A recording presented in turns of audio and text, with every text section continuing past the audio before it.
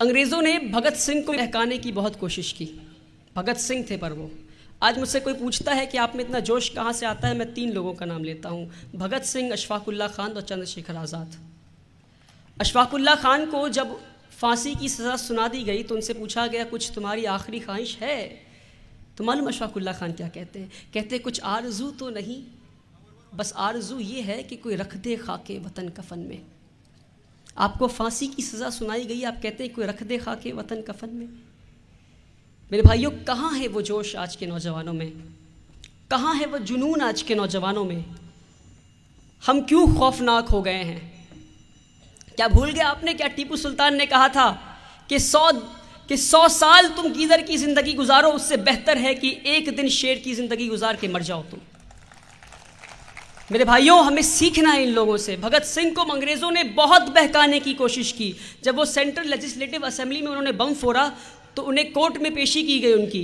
तो जज ने कहा, अंग्रेज़ जज ने कहा कि ए भगत, हमने तो तुम पे सिर्फ 150 साल रूल किया है, राज किया है, इन मुगलों ने तो तुम पे 800 साल राज किया है, तुम इन पे क्यों नहीं बम फोड़ते, हम पे क्यों बम फोड़ते हो?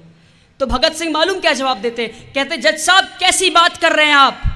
इन मुगलों ने, इन पठानों ने हम पे ऐसा राज किया कि इस देश को सोने की चिड़िया बना दी, और ऐसे सोने की चिड़िया जिसकी चहक ने आपको मजबूर कर दिया कि आप 7 समुंदर पार करके यहाँ आए। वो भगत सिंह थे, मिसाल थे वो सेक्युलरिज्म के। हम कैसे भुला सकते हैं रानी लक्ष्मीबाई को? जब उनको उनके किले से निकाल दिया गया तो वापस किला पहुंचती हैं अपने फौज को लेकर, और रानी लक्ष्मीबाई एक हिंदू, उनके फौज को आगे कौन लीड कर रहा था मालूम आपको? मीर बख्शी सली, एक मुसलमान। तो रानी लक्ष्मीबाई जब पहुंचती है अपने किले पे तो मीर बख्शी सली से कहती है अपने कमांडर इन चीफ से कि मीर बख्शी सली, दरवाज़ा तुम्हारे सामने है, तोप तुम्हारे पास है, तुम दरवाजे को क्यों नहीं तोड़ते? तो मीर बख्शी सली अपने नज़रों को झुकाकर कहते हैं, रानी, दरवाजे की एक तरफ मस्जिद है तो दूसरे तरफ मंदिर है, अगर दरवाजे को तोड़ेंगे तो किसी एक को तोड़ना होगा। रानी बेझिझक कहती है तुम मंदिर को तोड़ दो। मीर बख्शी सली की आंखों में आंसू आ जाता है और पलट के मुसलमानों की फ़ौज से कहते हैं, मुसलमानों की फ़ौज, तुम्हारी रानी ने तुम्हारी मस्जिद को बचाने के लिए अपनी मंदिर को तुड़वा दिया। आओ हम और तुम अहद करते हैं कि जब तक हमारे सांसों में सांस है, जब तक हमारे रगों में खून का आखिरी कतरा बाकी है, हम अपनी रानी की रक्षा करेंगे। ये थी मिसाल सेक्युलरिज्म की। हम कैसे भुला सकते हैं उन 2 दोस्तों की दोस्ती को, बाबा रामचरण दास और मौलवी आमिर अली। एक थे ब्राह्मण तो दूसरे मौलाना। इन दोनों ने अंग्रेज़ों के खिलाफ बगावत की, तो अंग्रेज़ों ने सोचा इन्हें कैसी सज़ा दी जाए कि आने वाली नस्लें याद रखे कि हिंदू मुसलमान कभी साथ ना हो।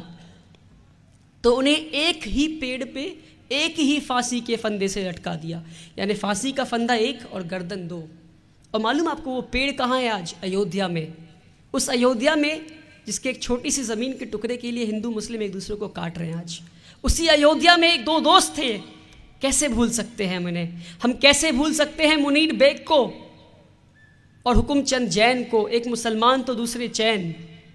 इन्होंने भी अंग्रेज़ों के खिलाफ बगावत की। तो हुकुमचंद जैन को उनके इच्छा के खिलाफ उन्हें ज़िंदा कब्र में दफन कर दिया गया और मुनीर बेग को ज़िंदा चिता पे जला दिया गया। तो ये थे मिसाल सेक्युलरिज्म के मेरे भाइयों। हम कैसे भुला सकते हैं इन्हें?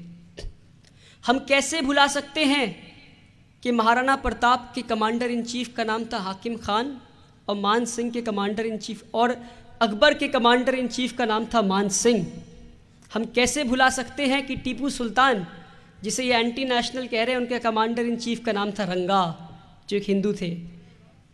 हम कैसे भुला सकते हैं कि शिवाजी छत्रपति, उनके कमांडर इन चीफ का नाम था इब्राहिम खान। हम कैसे भुला सकते हैं कि नाना साहेब पेशवा के कमांडर इन चीफ का नाम था अजीमुल्लाह खान।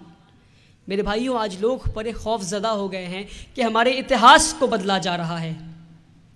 तो मैं कहता हूँ, अगर ये लोग इतिहास को बदलते हैं तो बदलने दो। आओ हम और आप मिलकर इस देश के मुस्तकबिल को बदलते हैं।